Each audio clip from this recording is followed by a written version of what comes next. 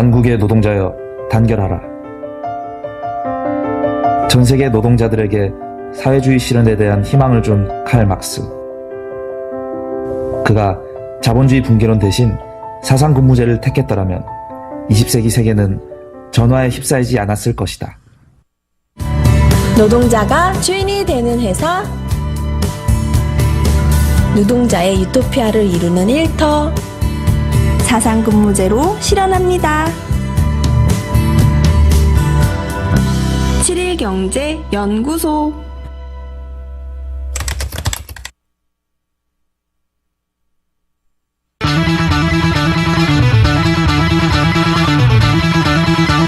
TV와 함께하는 더 IMBT에서는 여러분 시민들의 목소리, 시민들이 원하는 대통령, 시민들이 원하는 정책 함께 공감할 수 있는 자리가 있습니다.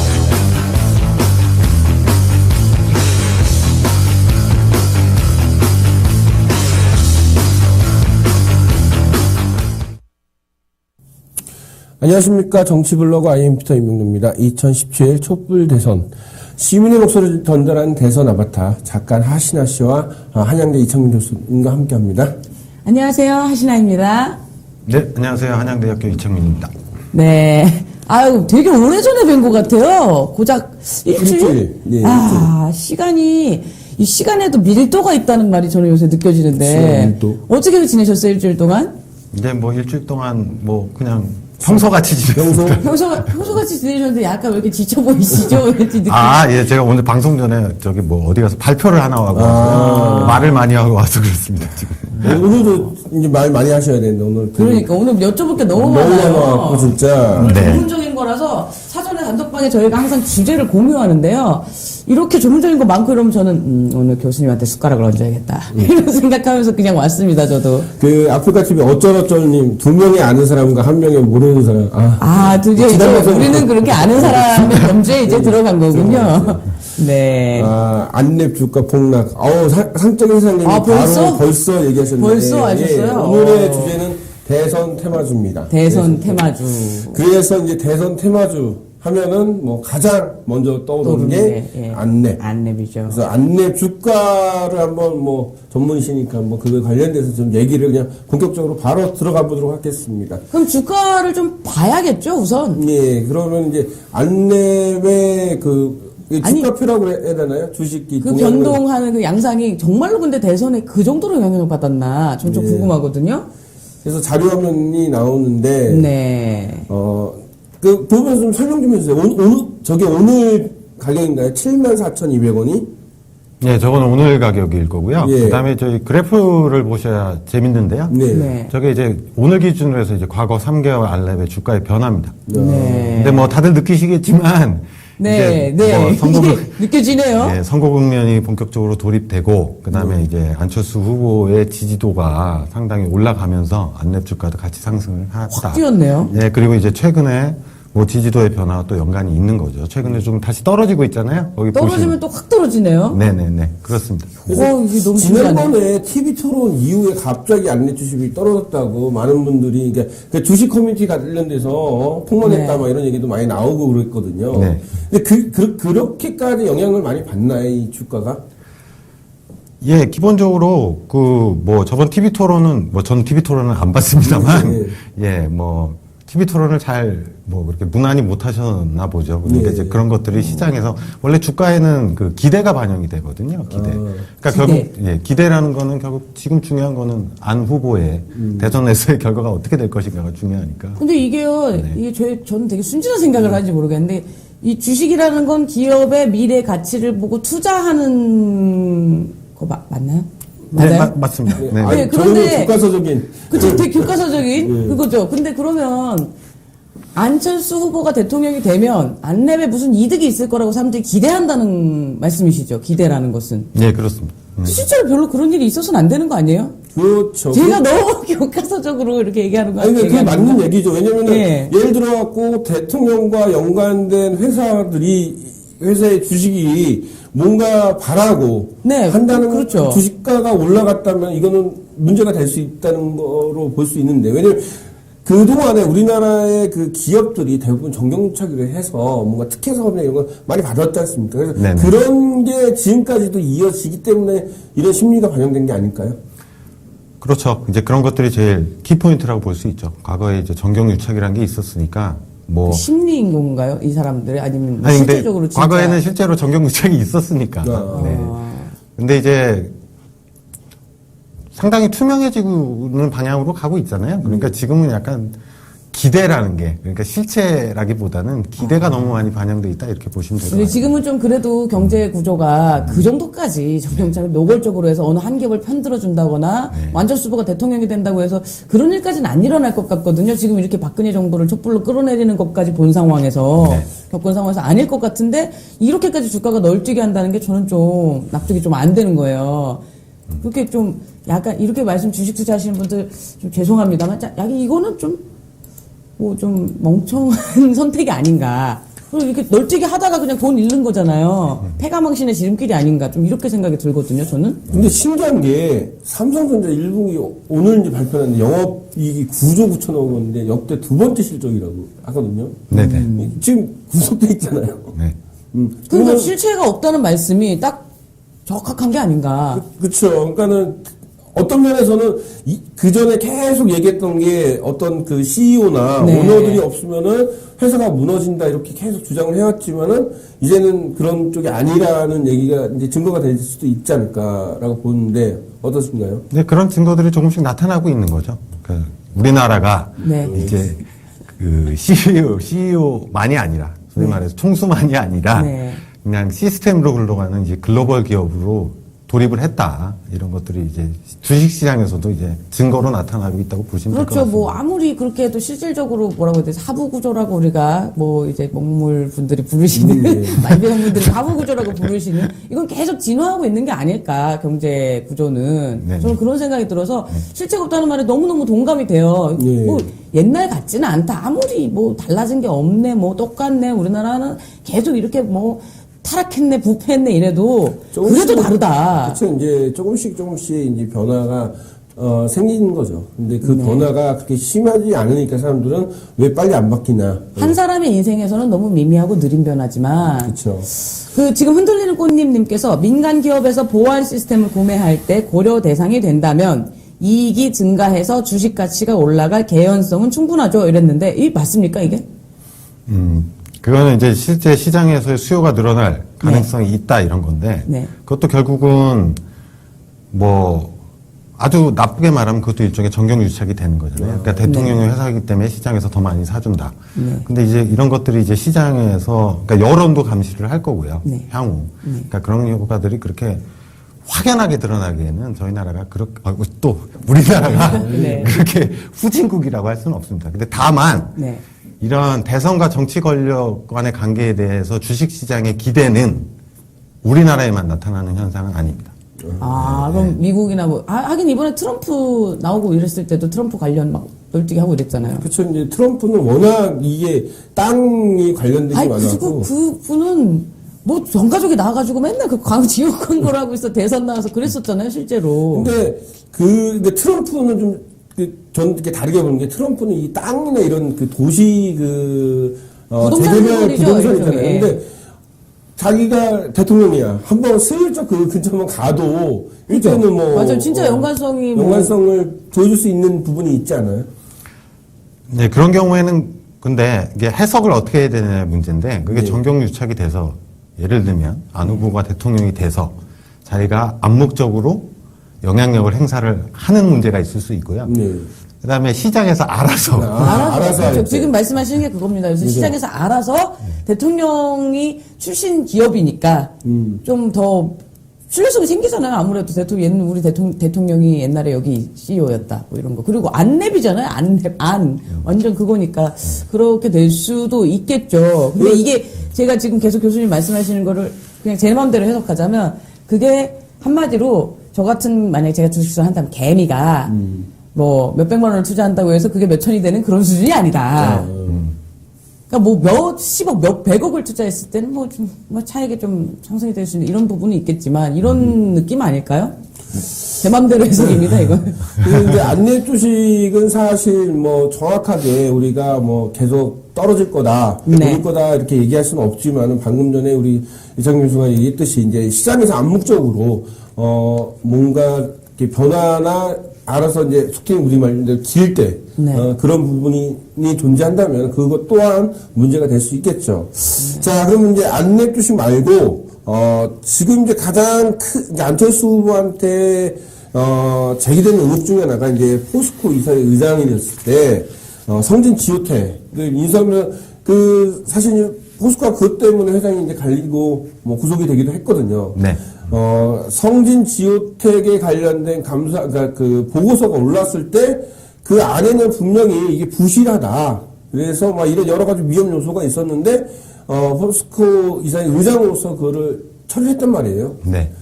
이런 면에서 그 안철수 후보는 그렇게 변명을 했더라고요. 자기는 회사에서 준 보고서를 읽었고 네. 잘한다고 했기 때문에 자기는 믿었다. 그러니까 데이터가 오류가 들어왔기 때문에 그래서 믿고 한 것이지 나의 의도는 없었다. 이런 그러니까 데이터에서도 자체도 그러니까 데이터가 오류가 있는 데이터가 들어왔기 때문에 그렇게 판단한 것이지 아니. 그런 정보를 받은 제대로 정보를 안 받았다. 이렇게 그러니까 말한 거 아니에요? 보고서에서도 분명히 부실이라고 얘기가 나왔었잖아요. 맞지 않나요, 교수님? 뭐 당시에 이사의 정확한 상황에 대해서는 저도 팩트가 없어서. 그게 맞아요. 그 이사회가 회비 공개가 아직도 안 돼 있죠. 그것도 제가 정확히는 네. 모르겠습니다. 네. 근데 이제 그 문제는, 우리나라 이사회가 여태까지 어떻게 작동했는가를 좀 보셔야 돼요. 사실은. 어떻게 작동해왔어요? 그러니까 그런 중요한 기업의 중요한 의사결정이잖아요. 네. 그런 거면 굉장히 자료도 방대해야 되고요. 그렇죠. 그다음에 이사회의 구성원들이 그거에 대해서 굉장히 철저하게 토론을 해야 됩니다. 네. 근데 저희 나라 또 저희 나라를 우리나라 이사회는 네. 이제 그런 과정들이 많이 생략돼 왔어요. 그러니까 이제 그런 중요한 그걸 어떻게 의사결정 박수 쳐서 결정하나요? 그래서? 많은 부분 그랬고요. 아, 진짜요? 네, 거수기 많은 부분. 역할? 거수기 역할들을 많이 했고요. 네. 그다음에 제가 이건 뭐 저도 추측인데 자료를 당일날 보셨을 거예요. 그렇게 많은 되면 이사회가 그렇게 돌아간다. 예. 현실적으로. 그럼 당일날 보면 외부에서 내부 경영진이 아니잖아요. 네. 외부에서 당일날 자료를 보면 판단하기가 그렇게 쉽진 않죠. 그렇죠. 저는 대차 대조표 이런 거만 봐도 근데- 까만 것은 글씨요. 막 이렇게 그런데 두 되는데. 가지 이제 문제가 제기되는 게 하나는 만약에 안철수 후보가 대통령이 됐어요. 그래서 보고서가 들어왔어. 근데 속된 말로 이거를 진짜 제대로 분석하고 고민을 하고 정책을 펼쳐나갔는데 그냥 대통령이 말 그대로 그냥 결제만 해주는 그런 사람이 될 수 있다는 그런 얘기가 있고요. 또 하나는 뭐냐면은 안철수 후보가 2005년부터 2011년까지 6년간 포스코 사회이사를 하면서 7억 원을 받았거든요. 7억 원. 그러니까 그러면 결국 뭐냐면은 그냥 무조건 박수 치는데 7억 원을 받았다. 그럼 이 사람이 과연 뭐 기업 경영이나 어떤 경영적인 마인드가 있었던 사람으로 봐야 되느냐. 뭐 새정치를 하면 이런 것들을 좀 타파해야 되는데 보면 구태의연한 그런 모습으로 갖지 않았나. 이런 얘기들이 나오거든요. 네네. 이제 그런 부분에서 또 이제 경영학과 교수로서 네. 어떻게 생각하시나요? 일단 첫 번째는 대통령이 돼서도 이사회 의장으로서의 그런 어떤 태도와 예를 들면 판단 기준을 유지하면 그건 굉장히 심각한 문제가 되겠죠.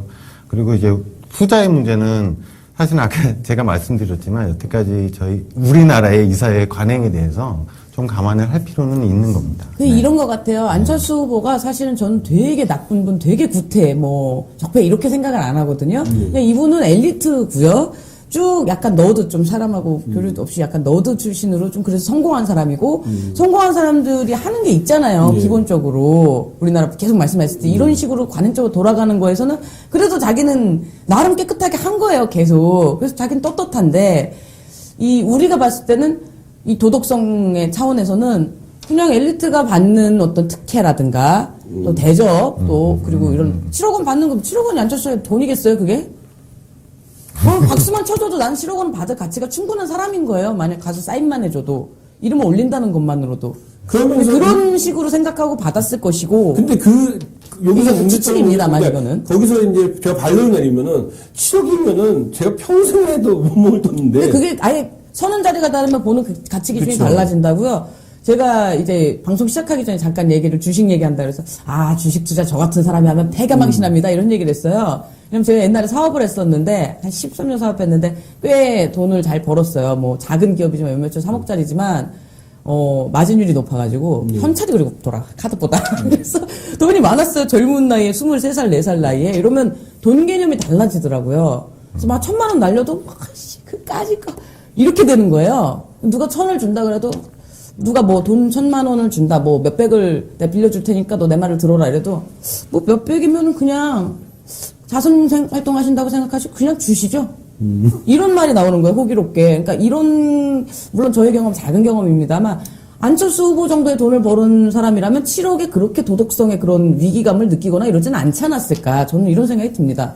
이제, 여기서 이제 흔들리는 꽃잎이님께서 얘기하신 게 이제 사회 이사의 주목적은 경영의 투명성 제고 아닙니까? 오히려 족벌 경영을 수호하는 역할을 하도록 법을 강력하게 안 하는 거.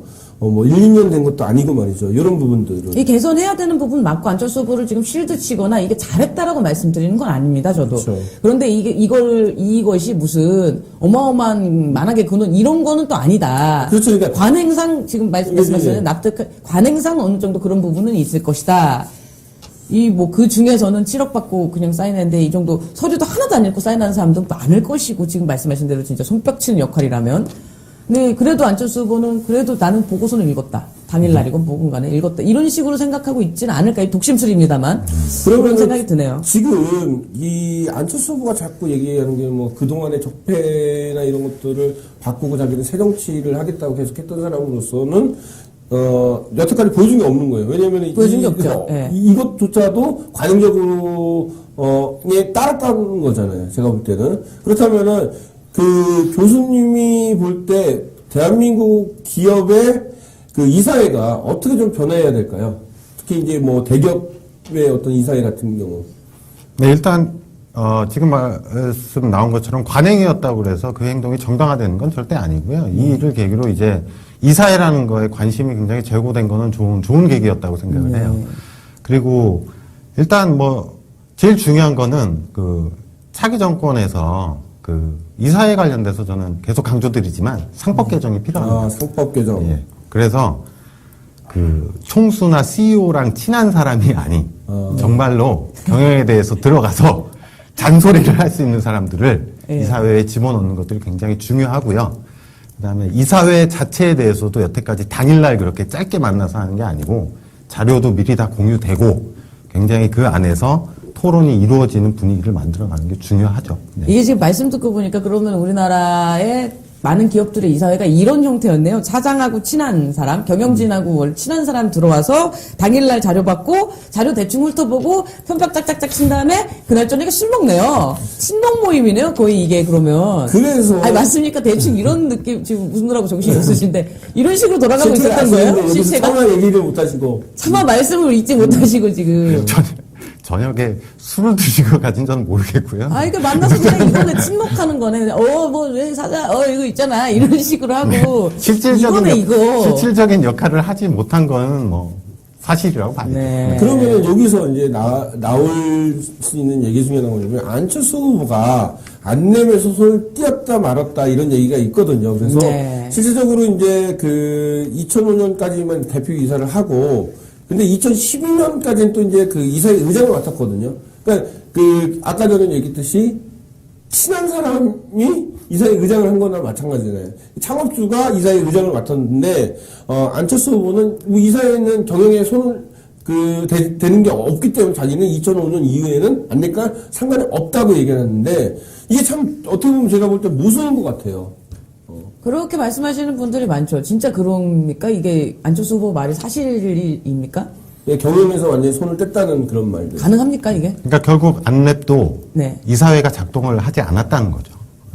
그러니까 이사회가 작동을 했으면 이사회 의장이 경영에 계속 개입을 했다는 거거든요. 작동을 제대로 안 했으면. 그러니까 작동을 했으면 경영을 계속 개입을 했다는 건데 거기도 역시나 다른 지역과 작동하지 달리 않았을 거기 때문에 개입을 안 했을 것일 확률이 높다 이런 예. 말씀이시구나. 그러니까 저는 굳이 따지자면 경영에 개입을 안 했을 확률이 더 높은 거죠. 왜냐? 이사회가 제대로 작동을 하지 않았으니까. 근데 그 보면은 2대 대표이사랑 3대, 4대까지도 이 선임하는 때 이사회가 거의 관여한 거니까는 결국 이렇게 자기 사람을 심어 놓은 거 맞지 않나요? 자기 사람을 심는 경우가 종종 있죠. 안랩이 그 이사회에서 그 CEO 선임 결정의 과정을 어떻게 거쳤는지까지는 제가 팩트가 없어서. 예. 근데 이제 그런 것들이 빈번하게 일어나긴 하죠. 근데 그런 일이, 그러니까 자기 사람을 CEO로 심는 거는, 이사회는 오히려 그냥, 그러니까 보통 저희 나라 대기업에서 나타나는 그냥 총수들이 자기 마음대로 CEO 정하고 갖다 꽂고, 그 다음에 이제 이사회는 그냥 사후에 그냥 추인 정도 하는. 그러니까 이사회가 실질적으로 원래는 이사회에서 그걸 다 검토를 해야 되고 적합한 후보자들을 찾아내야 되는 거거든요. 이거 항의도 해야 되고 뭐 예, 이거 그렇죠. 안 된다 네. 이런 것도 해야 이제 되는데 그런 것들은 없었던 거죠. 네. 근데 자기 사람 꼭 심는다 이 얘기가 저는 좀 그거는 좀 아닌 것 같은 게 그냥 저의 그냥 사견인데 안랩에 안철수의 사람이 아닌 사람이 있을까? 다 안철수의 사람이지 않을까? 그리고 뭐 안랩을 동원했다. 안랩에 뭐 직원들을 동원해서 뭐 했다. 이거 물론 잘못된 겁니다만, 예를 들면 예전에 이제 정주영 회장이 출마를 했을 때는 현대 방대한 기업이고, 안랩도 물론 큰 기업입니다. 비교가 안 되잖아요. 방대한 기업에 다양한 정치적 견해가 있을 수 있는데, 화쟁하고 뭐 얼굴 한번 맞대지 못한 사람들도 많이 있었을 것인데, 엄청나게 많이. 다 동원됐죠. 그쵸. 근데 다 동원된 건 사실이거든요. 근데 안랩 같은 경우에는 제가 알기로는 상당히 안철수 후보 이제 재직 시절에는 CEO 재직 시절에는 허심탄회하게 만나는 사람들이 꽤 있었다 이런 얘기를 들었어요. 이거는 사적인 거에서 전달받으면서 안철수 후보 2012년 대선 때도 좋은 사람이라니까요. 이런 식으로 말씀하시는 직원분들도 많았고 그래서 그게 동원이 아니라 그냥 어떤 기업에서 CEO가 굉장히 좀 입지전적인 인물일 경우에 이 사람 신화가 됩니다.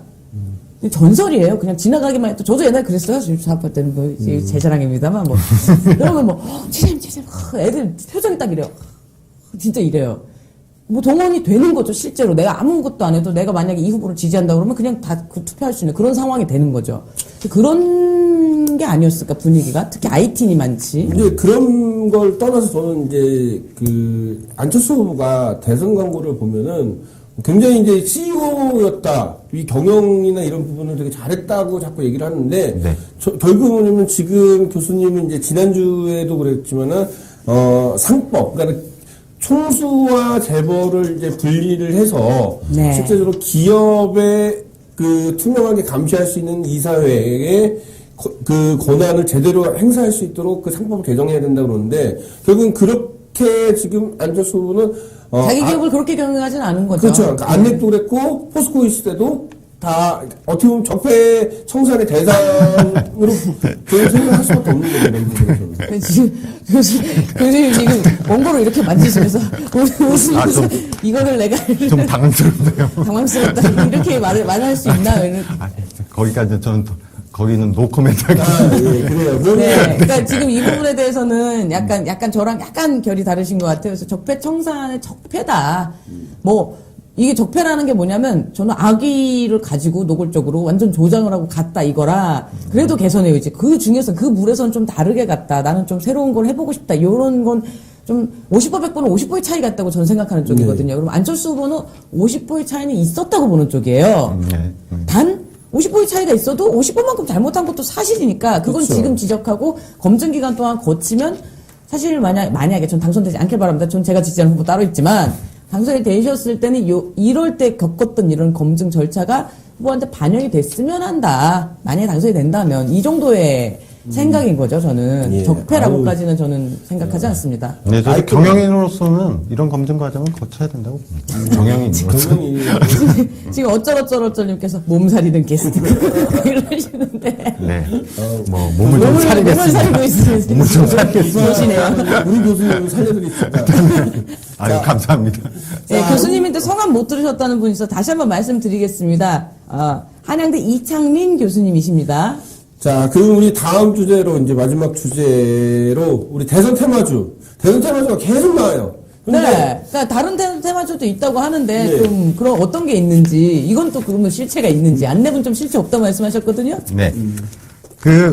제가 좀 찾아봤는데, 이거는 안 후보가 아니라 이제 문재인 후보의 대선 테마주로 우리들 휴브레인이라는 게 이제 기사에 났습니다. 네.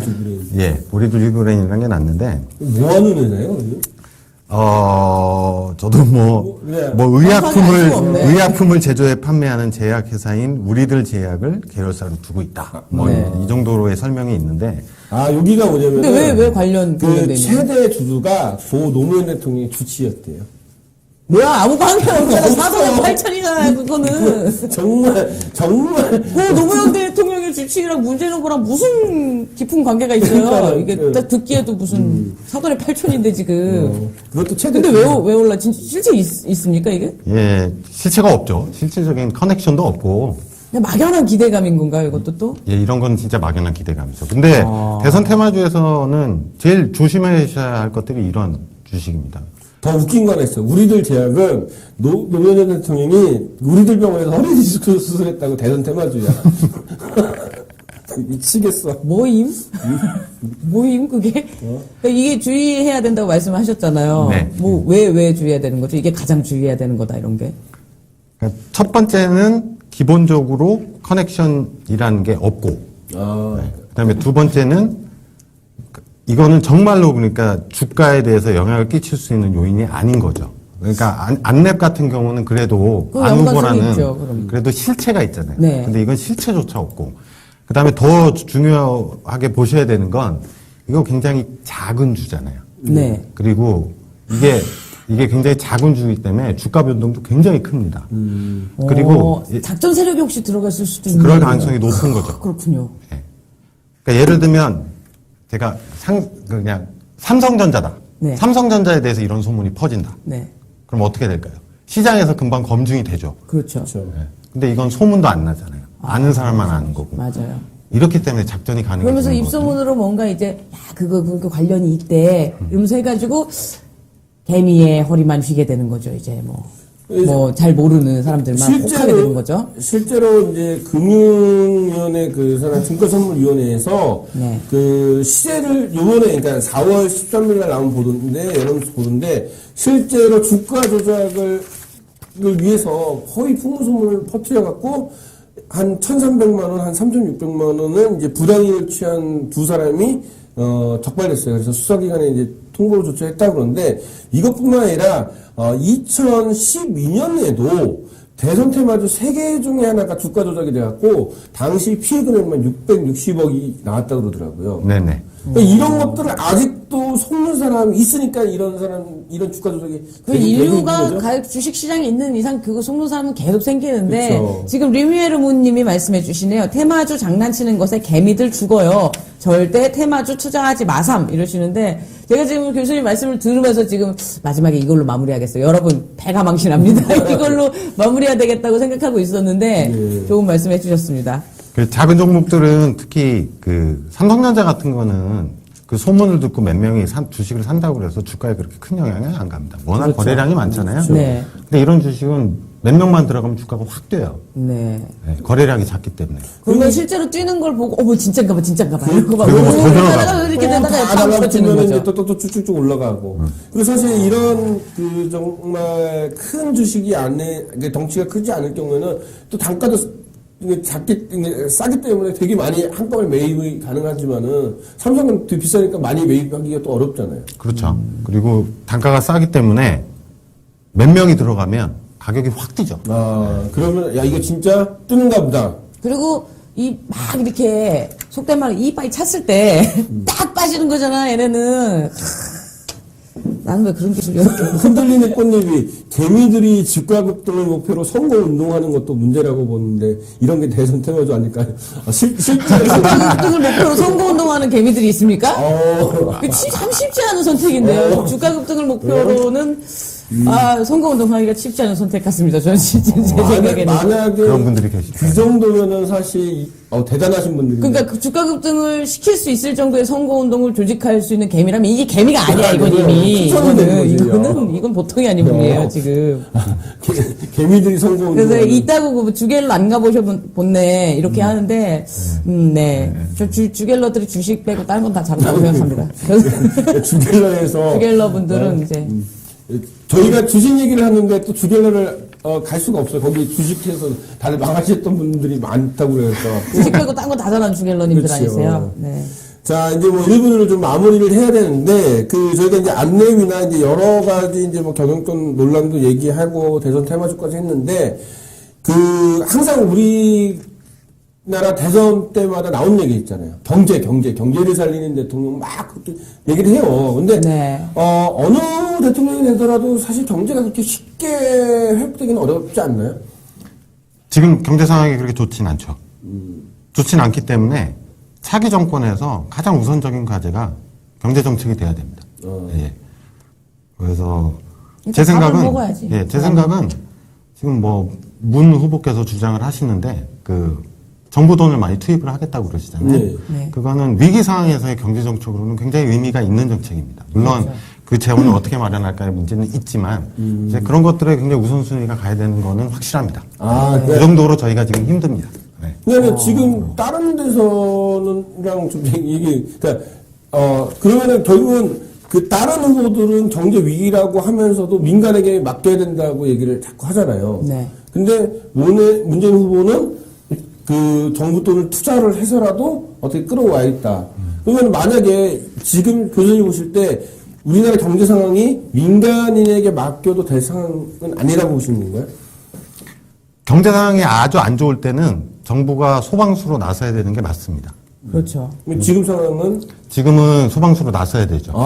물론 중장기적인 경제 성장을 정부가 가져올 수는 없어요. 그러니까 그렇죠. 정부와 민간이 조화를 이뤄야 되지만 무조건 지금 민간한테 다 맡겨놓겠다는 정도의 우리나라가 숯을 지고 불에 뛰어드는 우리나라가 그렇게 좋은 상황이 아니에요. 네. 지금 홍준표 후보가 그러니까 헛소리를 하고 있다고 봐야 되겠죠. 잠깐 리플 좀 읽어드릴게요. 흔들리는 꽃님, 저희가 아까 너무 폭소 터졌는데 온라인 선거운동을 말한 거였는데 웃음을 드려서 기쁘네요. 이렇게 말씀하시면. 그래 온라인에서 막 이렇게 조장하고 막 이렇게 좀 이런 주식을 큰 손들이 그렇게 움직일 수도 있어요. 실제로 이거는. 그래서 박미래장 그런 후보님 부분도 주식을 있겠네요. 하느니 팩트원 하겠습니다.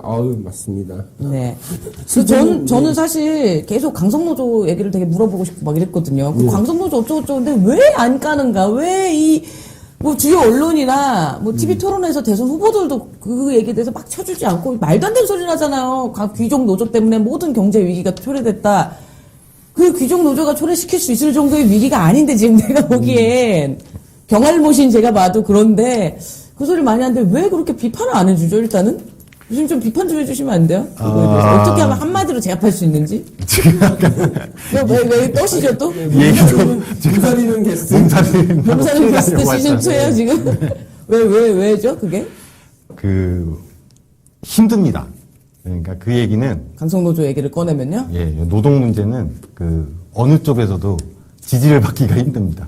특히 경제학자들이 얘기를 하기에는 왜냐하면 양쪽이 다 비판을 받아야 될 지점이 존재를 하거든요. 그럼 양비론을 취할 수밖에 없기 때문에 그럼 양쪽에서 돌이 날아온다. 예, 도대체 뭔 얘기냐, 도대체 뭐 하자는 얘기냐 이런 얘기들이 나오는 거죠. 개선도 바로 말한다고 되는 것도 아니고 그러니까 좀 일단은 잠깐만 위에서부터 해결하자고 이런 식의. 꼬집으면 결국 뭐냐면은 홍준표 후보 얘기는 노조 때문만은 아니라는 거는 확실한 거네요. 그리고 지금 한국 경제 상황이 노조를 문제 삼고 지금 노조도 문제가 있지만 네. 그게 우선순위는 아니죠. 네. 지금 한국 경제에 대해서 처방을 내리는 건 제가 아까 말씀드린 대로 정부가 적극적으로 나서서 재정 투입하고요. 그다음에 시장은 시장대로 좀 개혁을 해나가고 이런 것들이 필요한 거죠. 네. 그냥 홍 후보가 보면 후보라고 붙이기도 싫은데 이제는 정말 웃어주면 안 된다고 생각하는데요. 경험적이고 미시적인 것에 호소를 해요. 그러니까 네네네. 실제로 노조의 문제를 겪어본 분들은 그거에 대해서 그러니까 맨날 나 그 사람들이랑 붙어봤다, 내가 이겨봤다. 그 사람들 어떤지 얼마나 썩었는지 아느냐 자꾸 이런 얘기를 하는데 경험적으로 그럼 썩은 사람이 있겠죠. 물론 저도 진보 언론 이러면서 썩은 사람 진짜 많이 봤어요. 근데 이게 아니고 좀 멀리 보는 관점에서 이제 보는 부분도 있어야 되는데 대선 후보로서는 자꾸 그렇게 유권자들한테 경험적인 거 노조 나쁜 새끼들 그 새끼들 때문에 이렇게 된 거 이런 식의 그런 걸 주장하고 있는 거죠. 근데 이제 효과적으로 탁 제압할 만한 누가 그런 나올 말을 좀 겁니다. 해줬으면 조만간. 하네요. 그래서 자 이제 대선부터 이제 1부 마칠 시간입니다. 뭐 오늘도 이창규 교수님 나와주셔서 뭐 여러 가지 얘기해 주셨는데 고맙습니다. 네, 감사합니다. 네. 자, 광고 후에는 빅데이터로 보는 대선 이어집니다. 채널 고정하시고요. 잠시 후에 뵙겠습니다. 국민에 의한, 국민을 위한 정치제도는 사라지지 않아야 한다. 노예 해방을 통해 근대 미국 민주주의의 아버지가 된 링컨. 만일 그가 사상근무제를 실시했더라면 일자리 해방을 할 수 있었을 것이다. 노동자가 사주보다 행복한 회사. 복지임금으로 쉬어도 월급 받는 일터. 사상근무제로 실현합니다. 7일경제연구소.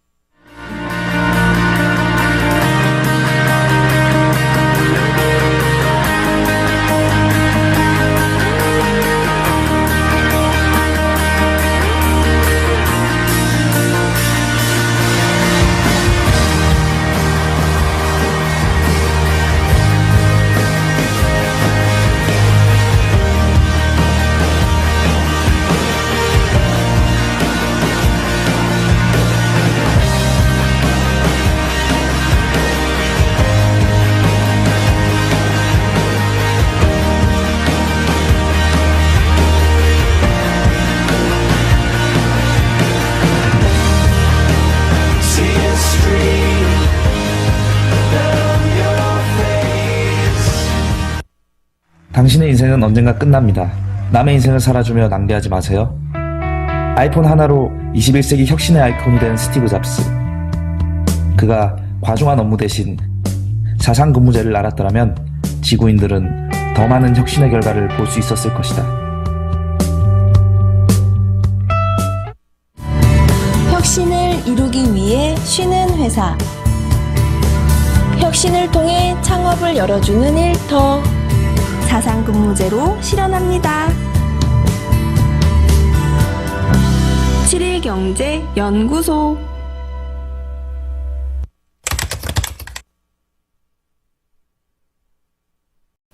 국민에 의한, 국민을 위한 정치제도는 사라지지 않아야 한다. 노예 해방을 통해 근대 미국 민주주의의 아버지가 된 링컨. 만일 그가 사상근무제를 실시했더라면 일자리 해방을 할 수 있었을 것이다. 노동자가 사주보다 행복한 회사. 복지임금으로 쉬어도 월급 받는 일터. 사상근무제로 실현합니다. 7일경제연구소.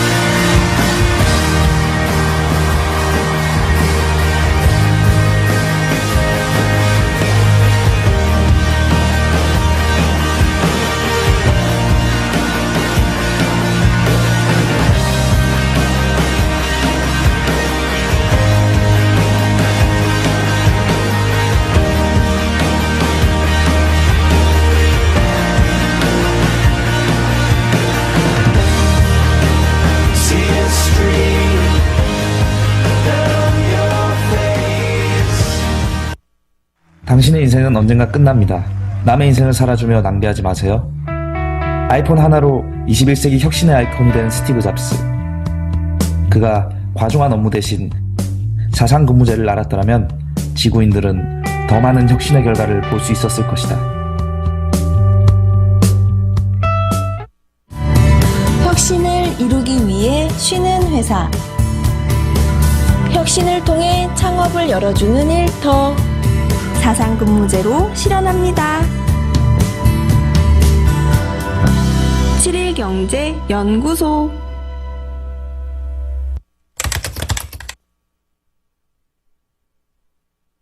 이번 총선의 여론조사는 많이 나갔습니다. 대부분의 여론조사는 여당. 계속 공격하고 있거든요. So they see that project Donald Trump wins the presidency. 힘만만 가지고 한다면.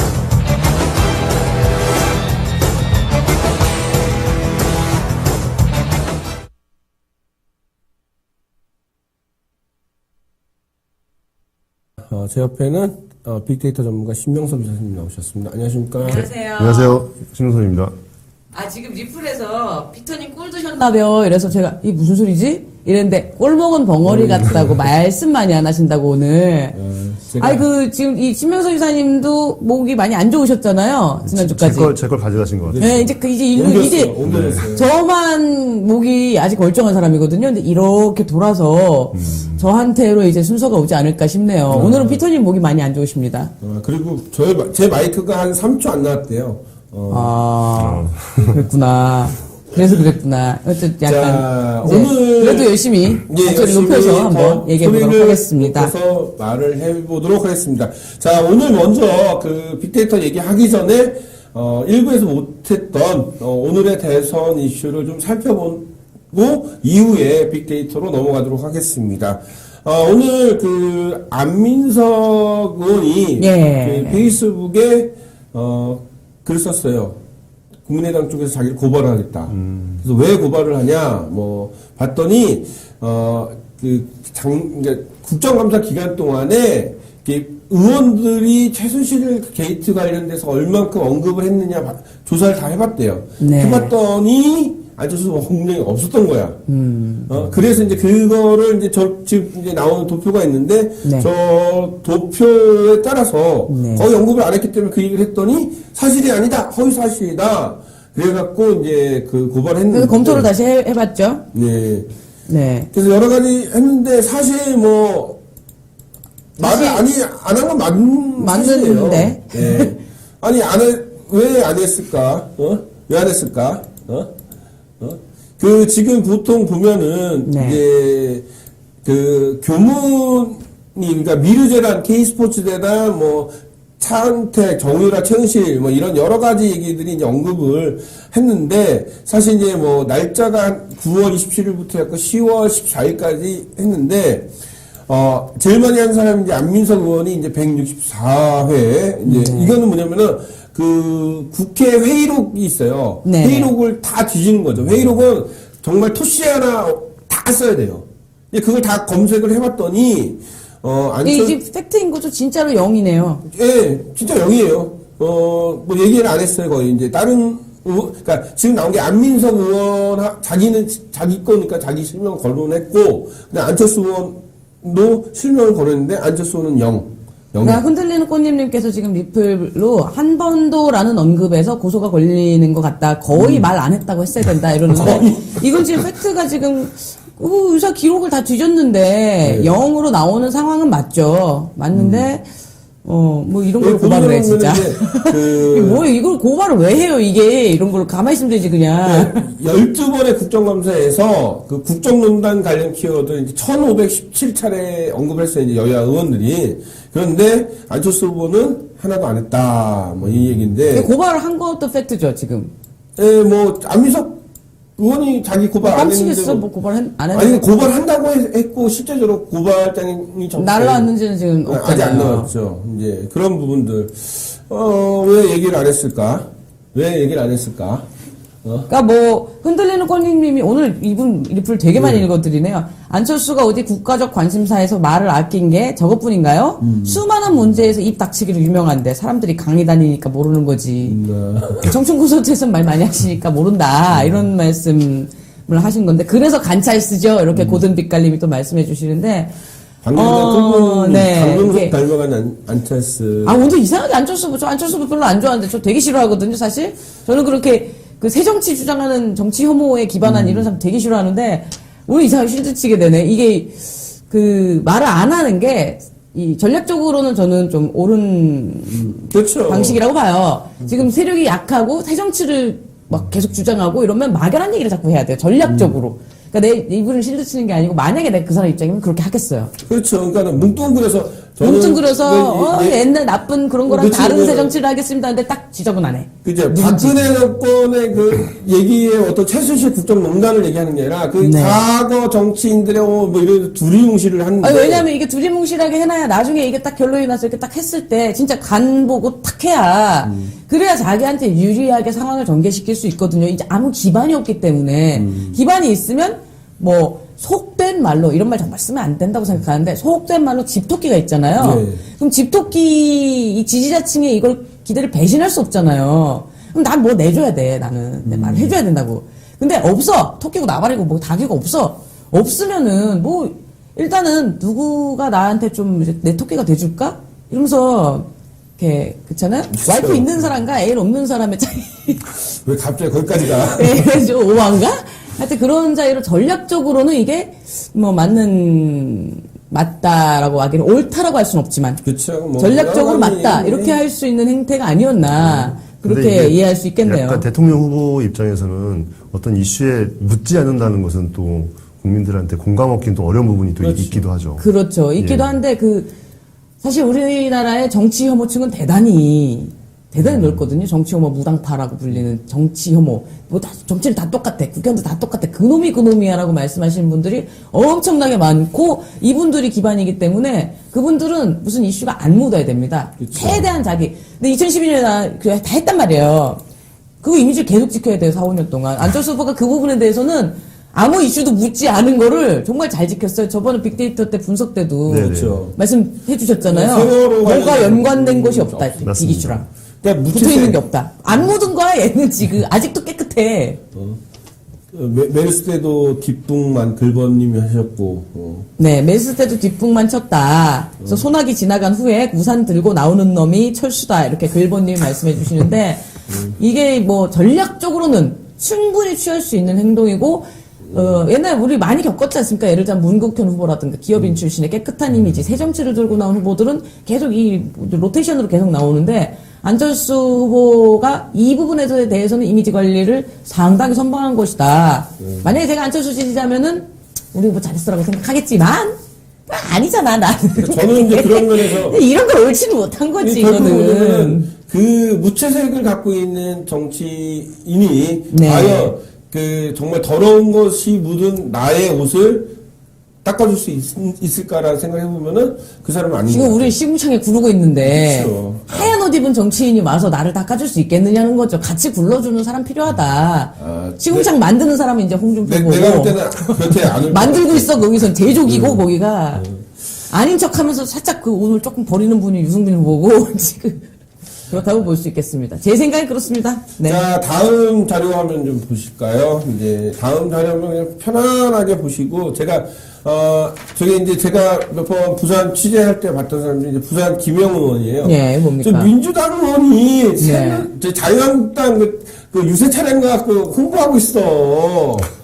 이 뻔뻔하다고 해야 되나 이걸 어떻게 용감하다고 해야 되나 용감한 걸까 정말 뻔뻔할 걸까 하여튼간 거기서 무슨 얘기를 홍보를 했는지 뭘 했는지 모르겠지만은 어느 분이 저러고 사진을 찍어서 올려놨더라고요. 그래서 네. 참 재밌어갖고 재미있는 풍경이네요. 그래서 제가 한번 이제 골라봤습니다.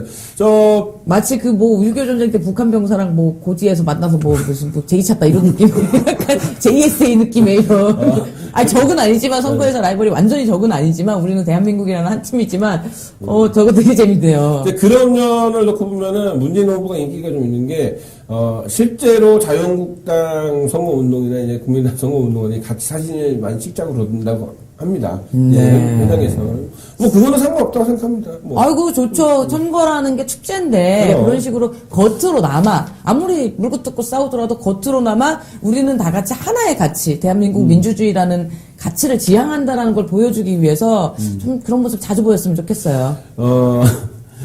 운전기사랑 만나는 거. 어쩌면 1번과 2번에 잘못된 만나. 이건 대박이야. 네. 정말 말씀. 재밌네요. 재밌게 하세요. 또 다른 이슈 또 뭐가 네, 있나요? 오늘 가장 또 뜨거웠던 이슈 중에 하나가 이제 정의당이, 네. 이제 본계에서 이제, 그러니까, 트윗을 날렸는데, 저기서 이제 그 경상도 사투리를 좀 이렇게 하는 부분들, 뭐, 싸우는 거를 이제 뭐, 사오는 뭐, 경상도 발음에서 이제 뭐, 쌀을 살 뭐 이런 식으로 해서, 올렸다가 이제 바로 내리고 이제 사과문 했는데, 네. 이게 그 저는 이거 이제 오늘 회의 때 와서 봤거든요. 네. 이 자료를. 저는 못 봤습니다, 이거를. 오늘 매일 대선 서칭을 하는데 관련 뭐 SNS나 이런 거 서칭하고 있는데 이건 못 봤어요. 근데 봤을 때는 이건 좀 잘못됐다. 사과의 글이 올라왔었네요. 그래서 네, 그래서 삭제한 상태면서 하는데, 근데 이런 건 있어요. 경상도 그러니까 지배층이다라는 약간 그런 정서가 있잖아요. 근데 네. 지금 현재 대선 후보 5인 중에 4명이 다 경상도 사투리 쓰고 있습니다. 네, 그쵸. 그래서 경상도 사투리를 쓰는 남자들 사이에 경기도발씨 딱 쓰는 심상정 후보가 있는 게 좀 의미가 있다고 느껴지기는 합니다. 의미 있는지는 모르겠지만 느껴지긴 합니다. 그러나 그거를 이 측에서, 그 후보 측에서 강조하면서 경상도 말투를 가지고 약간 희화화한 거잖아요, 이거는. 그렇죠. 이렇게 만든 거, 이건 지역차별에 조금 일조하는 좀 생각 없는. 그쵸, 이제, 만약에 이제 행태였다. 후보자들이 뭐, 아니면은 뭐, 이렇게 좀 희하면서, 네. 뭐, 경상도 남자들의 스타일로 후보자들 연설을 하고, 뭐, 그걸 흉내내고, 네. 뭐, 떡부라진 서울 여자, 뭐, 이런 말씨를 해서, 좀 이렇게, 패러디를 했으면 상관이 없는데. 패러디까지는 이제 용납할 수 있는 차원인데. 이게 이제 본계에서 조금, 했거든요. 네, 그렇죠. 본계에서 이런 식으로 한다는 거는 좀 지역 감정에 약간 얹히는 효과가 있지 않았을까. 저희가 어저께 정의당 천우선 위원장을. 나오셨는데, 나오시고 가셨는데, 그 다음에 또 오늘도 난리 나고. 그러니까는, 이게 막 정의당은 너무 급변하는 것 같아. 갑자기 지난 도는 때는 난리야. 바람 잘 날이 없어. 어저께는 또 확 올라왔다가 또 오늘은 또 싹 하고, 너무 이렇게 기복이 심하면은 사실 좀 유권자들이 신뢰할 수 없는 부분이 좀 생깁니다. 이게 제가 정의당 싫으시는 게 아니라요, 진짜. 네. 좀 누구보다도 정의당 비판하는 사람인데, 이게 무슨 딱히 악이 뭐 이런 게 아니라 진보 진영 내부에 만연해 있는 아마추어리즘이 있는데 그 아마추어리즘에 기인한 것이 아닐까. 그리고 이 정의당 내부의 구성원들이 물론 저도 이제 그 정의당의 전시 통진당에 잠깐 몸을 담았었지만 통진당 엑소더스 그러니까 한마디로 탈출한 인원이 구성한 그런 그 주요 세력이 됐잖아요. 네. 근데 두 가지 계열의 불균질한 당원 구성이 좀 지금의 그 갈등이 계속 누적되다가 나오고 있는 것이 아닌가. 제가 몸으로도 겪었던 그런 갈등이 표출되고 있는 것이 아닐까 하는 생각이 드는데요. 그래도 정의당이 진보 정당들 중에서는 잘 돌아가고 있고 뭐 열심히 저는 더 필요하다고 하겠죠. 생각하거든요. 그래서 바람 잘 날이 없는데 어떻게 이 풍파를 헤쳐나가면서 소개 성과를 거두시길. 지금 우리 신명수 지사 왜 말 안 하고 있냐고 막 그래갖고 우리 신사님도 이제 기업 운영하시기 때문에 이 정치 얘기를 함부로 하시면 안 돼요. 네, 이 대선 이슈 나올 때는 신명수 지사님께서 말씀을 잘 안 하세요. 하시네요. 기업을 운영하는 이 막중한 책임감이 있기 때문에 함부로 입을 함부로 털었다가 이게 기업에 영향이 갈까봐. 그래서 그런 저희가 가치 판단은 잘 말씀 안 하세요. 저희가 최대한 중립을 좀 적인 시각으로 바라보기 위해서 아까 일부 이창민 교수님도 네, 그렇죠. 떨었잖아 봐. 그리고 몸살이는 게스트 시즌 3입니다 지금. 그런 분들 합니다. 그런데 그럼 게스트 이제 몸 좀 그만 사리게 하고 딥데이트 좀 넘어가죠. 네, 바로 넘어가요. 전문가를 섭외해놓고 지금 입을 털 수 없는 이슈만 자꾸 털고 있어요. 왜 우리? 재밌게 듣고 있습니다. 자, 우리 먼저 한번 제일 먼저 팩트 체크를 한번 먼저 해야 될 게 뭐냐면은 홍준표 후보가 네. 유세 현장에서 그랬거든요. 자기가 토론하고 난 다음에 네. 구글 관심도가 자기가 2배가 높았대 다른 후보보다. 그래서 그게 맞는지 제가 이제 입만 벌리면 뭐야, 맨날. 물어봤어요. 과연 토론 끝난 다음에 홍준표 후보의 관심도가 구글에서 높아졌냐? 어떻게 나왔나요? 신명수 이사님. 네, 그러니까 그 검색량이 늘었다고 얘기를 해서 네. 실제 검색량을 봤습니다. 네. 근데 아직 한 번도 다른 후보를 넘어선 적은 없고요. 두 배도 아니면 뭐라는 거야, 지금. 이럴 줄 알았어, 내가. 아유, 상승을 하고 있는 건 맞습니다. 상승하고 있는 건 맞고. 뭐 상승을 하는데 그게 다 뭐 그게 무슨 뭐 다른 후보를 제치고. 흥분제, 뭐 강간모 이런 거 아니에요? 다음 페이지, 예, 지금 말씀해 주시네요. 흔들리는 꽃님님께서 돼지 발정제가 관심이지 홍준표가 관심일까나? 이렇게 얘기하시는데. 맞습니다. 그 지금 그 구글 트렌드를 통해서 구글 검색량을 보고 네. 또 그 해당 검색어를 왜 검색을 하는지를 연관 검색어를 같이 보면요. 네네. 지금 홍준표 후보는 사퇴. 왜 사퇴가 나와? 아니, 그러니까 이거 홍준표 사퇴해야 된다. 홍준표 사퇴해라. 그게 태그도 있고, 네네. 해시태그도 있고, 막 그래요. 그래서 되게 많이 얘기해요. 그 홍준표 사퇴하라, 홍준표 사퇴하라, 이거. 발정제, 세탁기, 자서전, 설거지, 손석희 등등이 홍준표 돼지는 돼지 발정제 줄임말이겠죠. 이건 돼지까지 치다가 만 거죠, 이제. 예, 그런 키워드가 대부분 상위에 노출되고 있습니다. 그 밑에도 뭐 마찬가지네요. 홍준표 뭐 예, 긍정적인 긍정적인 건 거의 없네요. 예, 다 보이지 부정적인데 다 뭐,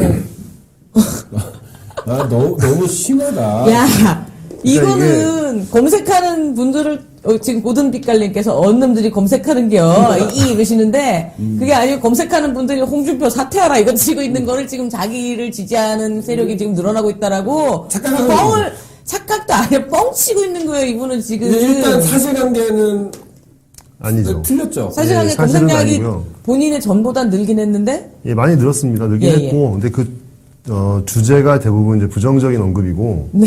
근데 어찌 보면은 홍준표 후보가 지금 취하고 있는 스탠스와 같은 방향으로 지금 나가고 있는 것도 사실이기 때문에 네. 본인에게는 유리하다고 보고 있을 수도 있을 것 이제 같습니다. 어그로 끌어서 한마디로 네네. 어그로 끌어가지고 노이즈로 마케팅 하겠다 마케팅하겠다, 이런 많이 이런 들어보고 거죠. 이렇게 돼가지고 저쪽 반대편에 그 결집을 시키겠다 트럼프 같은 전략을 취하겠다 약간 그렇죠. 이런 건데 그러니까 이런 걸 모르고 그런 얘기 하는 것 같지는 않고요. 트럼프는 그 전에 대통령을 탄핵시킨 다음에 팬도 팬이다 뭐 이런 심정. 나오지 않았잖아.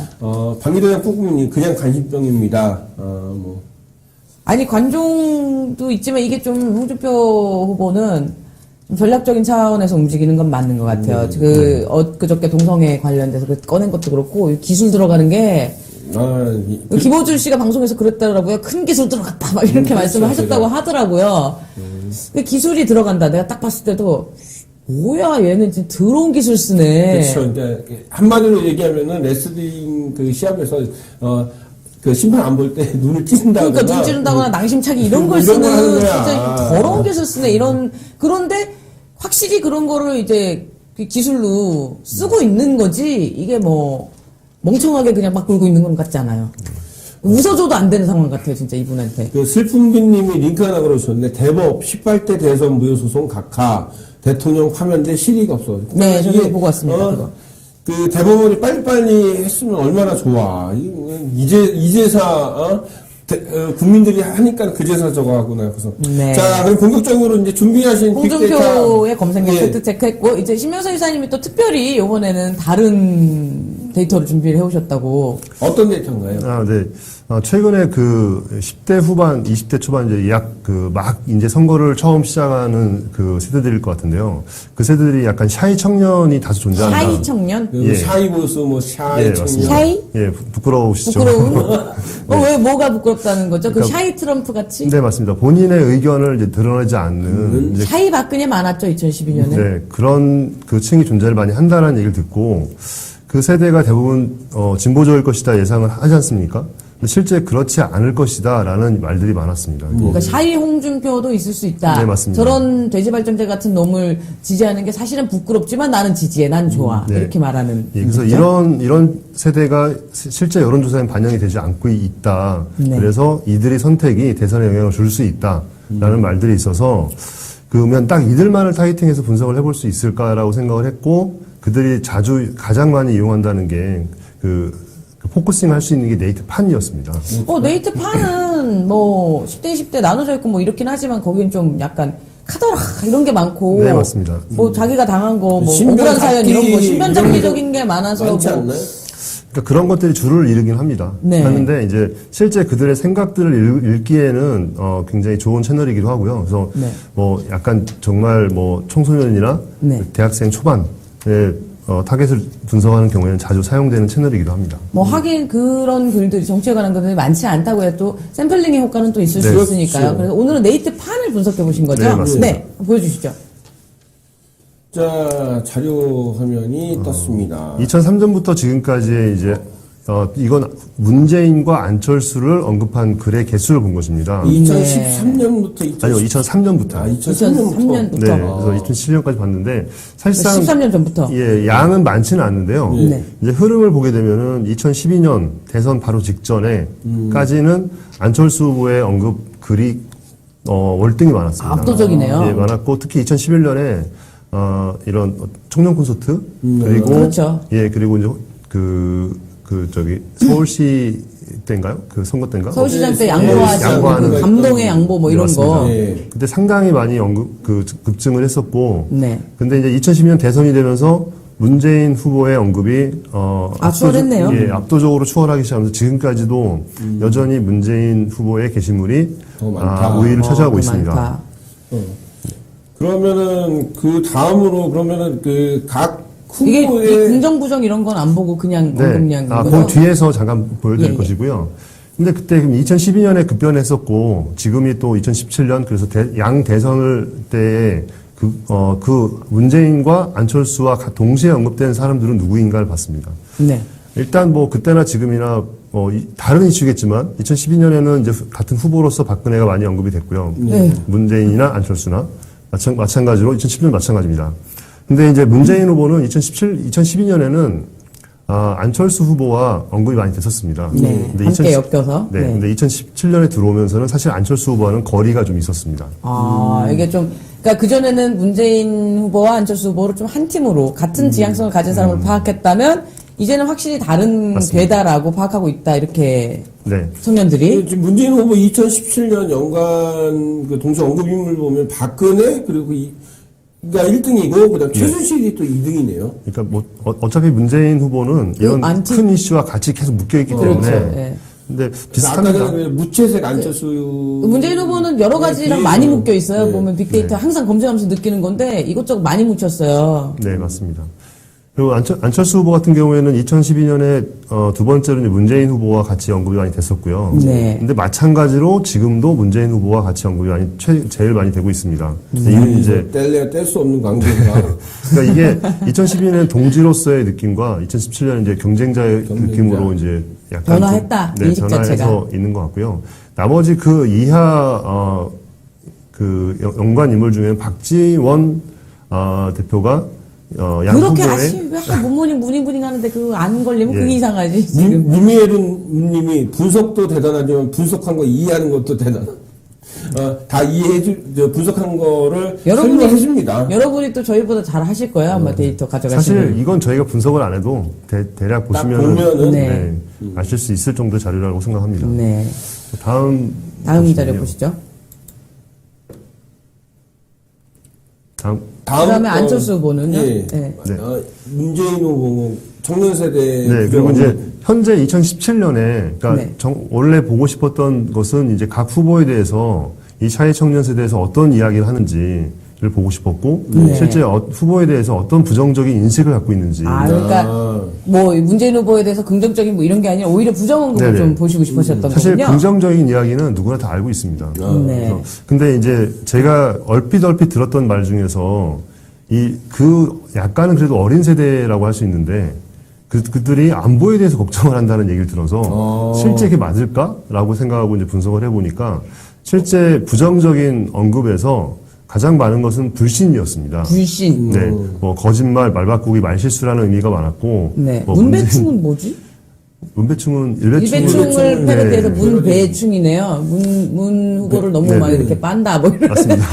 그래서 보면은 지금 도표를 보면 안보가 23%네요. 그렇죠. 굉장히 의외네요. 뭐 대통령 돼서 적화 통일되는 그러니까 문재인 후보가 대통령이 되면 적화 통일되는 거 뭐 문재인 북한 꼬봉 뭐 이런 언급들이 네이트 통해서 나왔다는 네. 거죠. 젊은 지금, 세대에서. 지금 잠깐만 젊은 세대라고 하는 게 어디까지 기준으로 젊은 세대를 잡으신 거예요? 지금 10대 후반과 20대 초반 정도의 분들의 그러니까 글이라고 24 보시면 됩니다. 이하, 그 24세 정도가 많이 이하까지만. 활동하는 곳입니다. 예. 18세에서 20대, 20대 초반까지 요것만 이제 좀 잡고 보셨다. 네. 근데 그러니까 뭐 안보가 이렇게 많다는 게 좀 지금 오늘 왜 이분 거 계속 읽어드리게 되네. 흔들리는 꽃님 여기 들어와서 작업하는 알파팀 논리와 그대로 일치하네.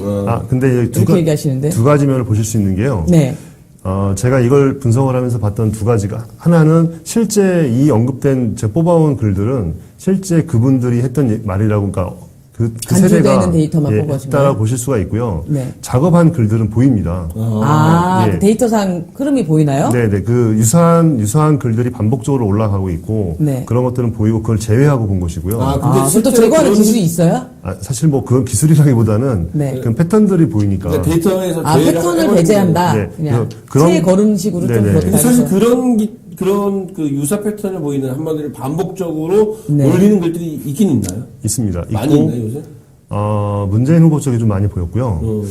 부정적인 약 한 걸로. 10% 정도가 그 정도 글이라고 보여졌고 그 글은 그렇다고 단정할 수 있는 것 중에 하나가 그 네이트 같은 포털도 그런 시스템은 있습니다. 모르는 시스템. 관리를 하니까요. 그래서 제가 분석하던 그날은 그 글들이 다 존재했는데 제가 어제 이제 최종적으로 다시 한번 보고 왔는데 그때는 대부분 다 삭제가 됐습니다. 이미 신이사님 여기서 이제 조사하시면서 패턴이 감지가 돼서 여기서도 걸은 것들은 다음에 보니까 네이트판에서도 걸러놨더라. 다. 삭제가 돼 있더라고요. 네. 그래서 그런 글들이 많아서 근데 실제 여기 쓰여져 있는 그 제가 뽑아놓은 글들은 대부분 다 조금은 자기 의견이 이제 반영된 본인의 글이라고. 글이라고 보여지는 글들로 이제 추려온 그런 식의 글들입니다. 패턴은 감지되지 않았고 상당히 믿을 만한 네. 상태다. 네. 그걸 좀 전제에 두고 안보를 그럼 일단 좀 믿고 보자면 불신. 그러니까 수많은 거짓말인데 이게 결국은 이게 거짓말, 여론과 토론의 이 프레임에 좀 이렇게 이 친구들도 이해를 하고 맞습니다. 이거 이해돼요, 이거는. 근데 네. 안보는 진짜 아무리 언론에서 프레임을 짠다 그래도 안보 문제, 적화통일, 북한 꼬봉, 북한 얘기가 이 젊은 세대한테까지 먹히는 게 실제 저도 이걸 신기해요. 예, 근데 실제 이걸 이제 제가 뽑아놓은 다음에 뭐 많은 분들한테 제가 확인을 못했지만은 뭐 고등학생이나 대학생 자녀를 두신 분이나 뭐 동생으로 둔 분들한테 이걸 보여주니까 실제 이렇게 이야기를 한다고 하는 경우들이 많았습니다. 근데 네. 제가 이제 팩트를 확인해 드리면은 며칠 전에 얘기했죠. 군복무 감축 기간 단축을 얘기하는 후보는요. 심상정 후보. 아니 문재인 후보밖에 없어요. 문재인 후보밖에 없어요? 예, 다른 사람들은 기간 복무기간 단축 얘기 없고 심상정 후보만 모병제. 월급제는 당연히 그 월급 올린다 이런 거 다 있었고. 다 없었어요 공약에. 그 문재인 후보하고 심상정 후보밖에 없었어요. 다른 후보는 그렇죠. 다른 후보는 없었고 두 분만 있었죠. 그러니까는 우리가 그런 거 있잖아요. 뭐 월남 파병 수당이라든지 그 다음에 국가유공자 수당기 올려주고 했던 사람이 그 김대중 노무현 대통령이에요. 그러니까 안보를 부르짖었던 사람들은 사병들한테 혜택 안 줘요. 이런 것들을 좀 많이들 아셨으면 합니다. 이 10대, 20대 분들이, 그러니까 군대를 갈 거잖아요, 좀 있다가. 많은 그렇죠. 남성분들이, 이 중에서는. 뭐 여성분들도 많은 고무신을 신을 거고. 기타 등등 이 군대가 20대 초반에 끼치는 영향이라 전 전국에 안 가본 훈련소가 없는데, 당시에. 남자친구는 없고, 남자친구는 없었고, 그냥, 후배, 동료, 뭐 선배, 다 가졌어요, 제가. 저는 의리의 여자라서. 가졌는데 그게 엄청난 영향을 끼치는데 실제적으로 자기 삶에 영향을 끼치는 정책에 대해서 보다 이 거대 담론, 안보, 뭐 북한, 적화통일 이런 거에 지금 관심을 보인다는 게 굉장히 안타까운 일입니다. 그렇죠. 다음 자료 한번 보시겠습니다. 의혹 부분은 대체적으로 비슷한 부분인데 약간 네. 제가 이걸 이제 보면서 조금 특이하게 본 부분인데 공약 카테고리라고 볼 수 있는데 네. 학벌주의 폐지, 서울대는 폐지할 것이다, 뭐 이런 의혹 부분과 공약에 대한 그리고 자사고 특목고 폐지를 할 것이다라는 이런 것들을 생각을 하고 있고 실제 이거에 대한 반감이 굉장히 많았습니다. 이 부분도. 자사고 특목고 폐지에 반감이 많다고요? 네. 10대, 20대가? 예, 10대, 특히 10대. 왜요? 근데 뭐 그런 것들이 자주 보이더라고요. 그런 글들이. 나 이거 좀 약간 의심이, 약간 이해돼요. 저 진짜 약간 이해돼요. 네, 어떤 저는 거? 고등학교 때부터 굉장히 현실적인 사람이었어요. 수능을 봐서 내가 뭐 좋은 학교에 갈 거다 이런 생각이 딱 현실적으로 난 장학금 어디서 가서 탈 수 있고 막 이런 정말 현실적인 사람이었는데 밥을 제가 먹고 살았기 때문에 고등학교 2학년 때부터. 근데 친구들을 보면은 쟤는 무슨 자신감으로 서울에 인서울 4년제를 갈 거라고 생각하고 있지? 중학교 때부터 그런 친구들이 많더라고요.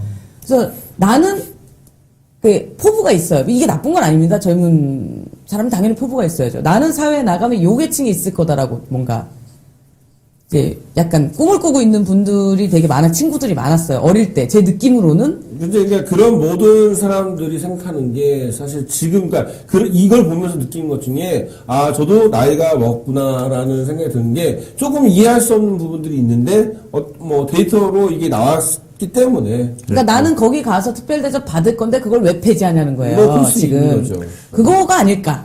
그리고 독심술입니다. 또. 예, 약간 전체적으로 본다면은 네. 약간 이제 보수 쪽에서 주장하는 논리들이 또 이들 또 그러니까 이제 막 선거권을 가진 이 세대들이 비슷한 공감을 하고 있다는 자체가 좀 약간은 신선하면서 놀라운 부분이었고. 그러니까 학벌주의 폐지, 서울대 폐지, 자사고 특목고 폐지 이거에 대해서 반감을 가진다는 거는 나는 학벌주의의 수혜자가 될 거고요.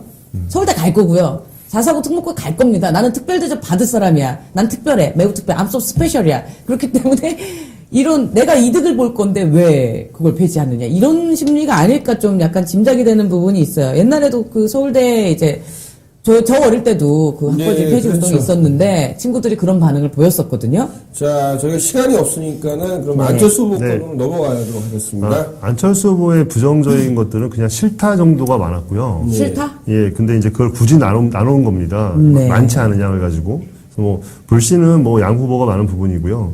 그러니까 발성. 이 발성 부분이 좀 특이했는데. 네. 그러니까 발성. 예. 발성이 13%나 되네요.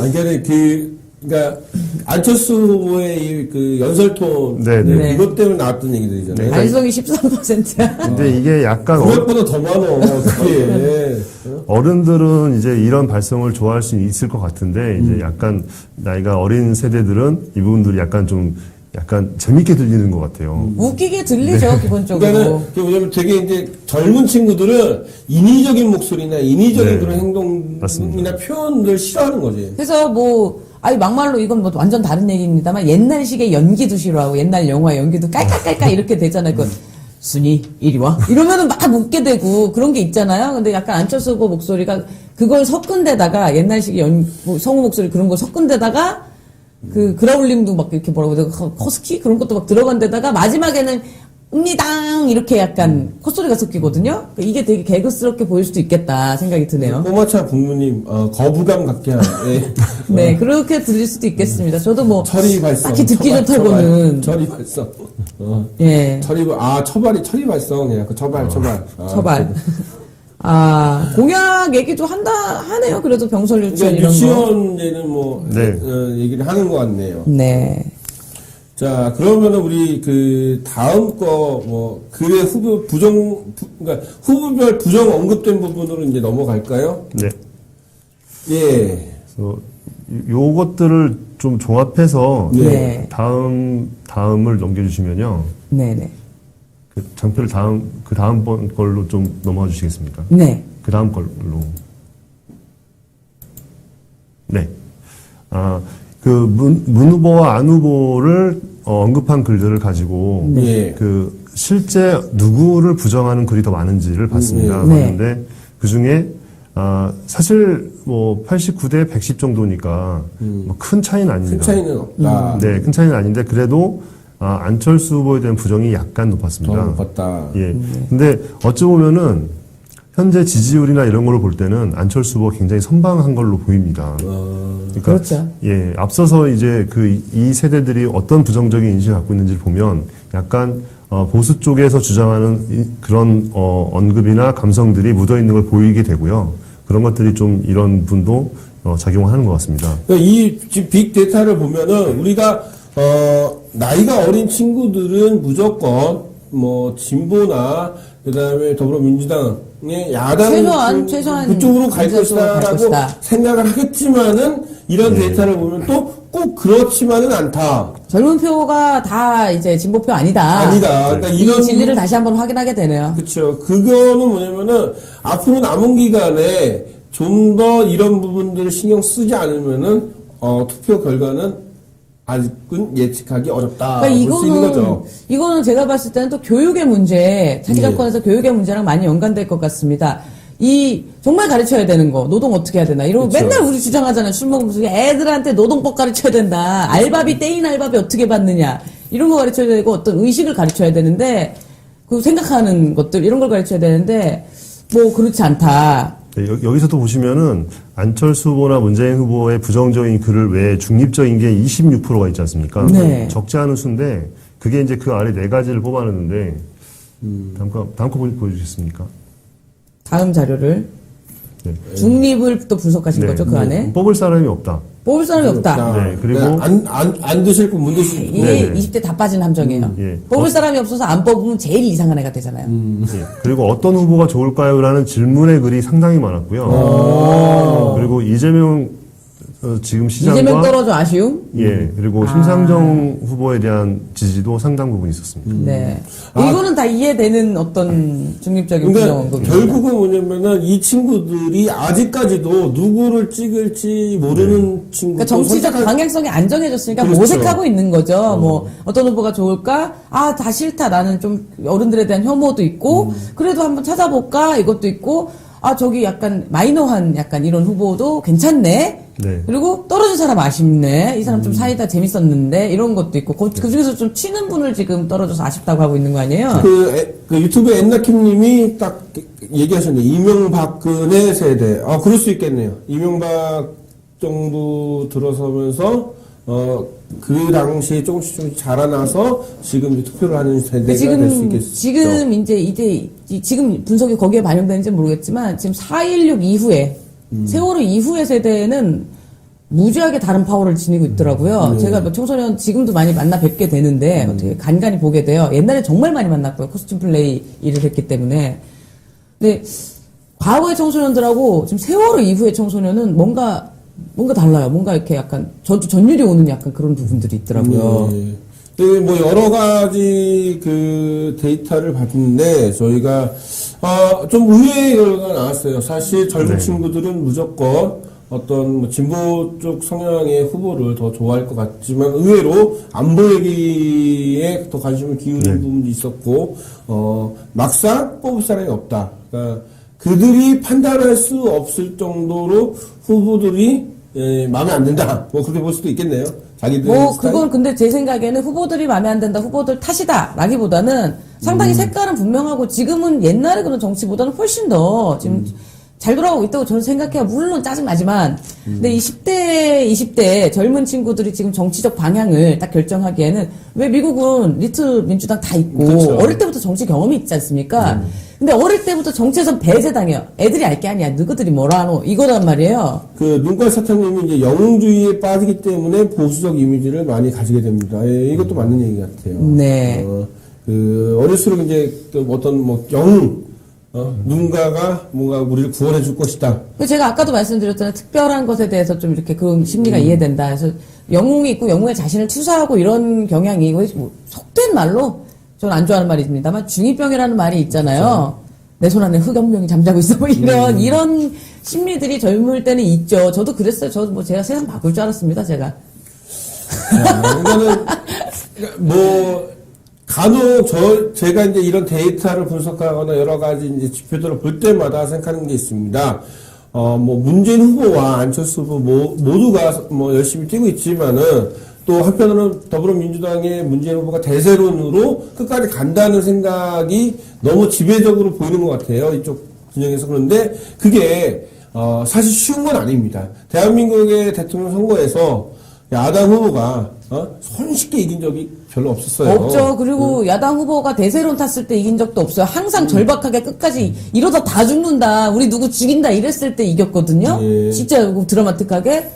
그리고 계속 오늘 요한님 안 나오셨지만 시사평론 최영환님하고 이제 들어가기 전에 회의 그리고 방송 마치고 나서 또 잠깐 이제 사담을 나누는데 어제 트럼프 힐러리 때 느낌 너무 많이 든다 이 얘기를 하시더라고요. 그래서 그쵸. 나도. 이랬었는데, 불안한 마음 감출 수가 없네요. 지금 이 데이터도 보고 나니까. 그렇습니다. 뭐 사실 유권자의 마음을 알기는 쉽지 않습니다. 뭐 아무리 과학적인 데이터를 뭐 분석을 해도 언제든 네. 바뀔 수 있는 것이고 이런 뭐 분석이나 데이터를 통해서 유권자들의 마음을 알기보다는 좀 대선 후보들이 진실되게 어떤 국민의 마음을 좀 알려고 노력했으면 하는 바람입니다. 네. 저희가 이제 마무리하기 전에 안내 하나 드리겠습니다. 네네. 저희가 내일 방송은 토론 때문에 10시에 방송을 합니다. 그래서 8시부터 10시까지 토론이 예정되어 있는데 토론 끝나자마자 바로 토론에 대해서 막 같이 저희가 토론 보고 난 다음에 거의 실시간으로 그날 토론에 대해서 마구마구 얘기를 하겠습니다. 그리고 네, PD님들이 사운드 체크를 네. 좀 되게 잘해 주셔야 될 것 같아요. 네. 저 MC들이 흥분을 가라앉히지 못하고 막 떠들 것 같은데요. 그래서 내일은 여러분들이 좀 그 TV 토론을 보시고 난 다음에 있던 얘기들을 채팅창에 자꾸 올려주시면 저희가 바로바로 그 부분을 가지고 같이 이야기를 좀 해보도록 네, 굉장히 하겠습니다. 방송 재밌겠네요. 기대됩니다. 예. 자, 오늘 나와주신 우리 신명선 교수님 고맙습니다. 감사합니다. 자, IMPT의 대선 아바타 시청해주신 여러분 고맙습니다. 시민들과 함께하는 더 IMP터 대선 아바타. 내일 저녁 9시. 그런데 내일은 10시에 당신의 아바타가 되겠습니다. 행복하세요. 행복하세요.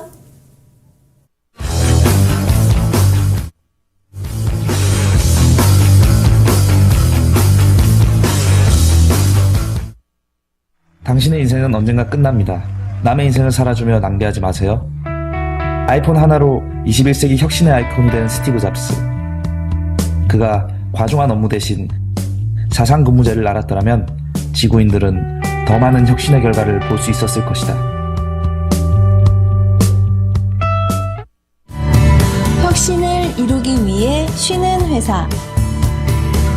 혁신을 통해 창업을 열어주는 일터. 사상근무제로 실현합니다. 7일경제연구소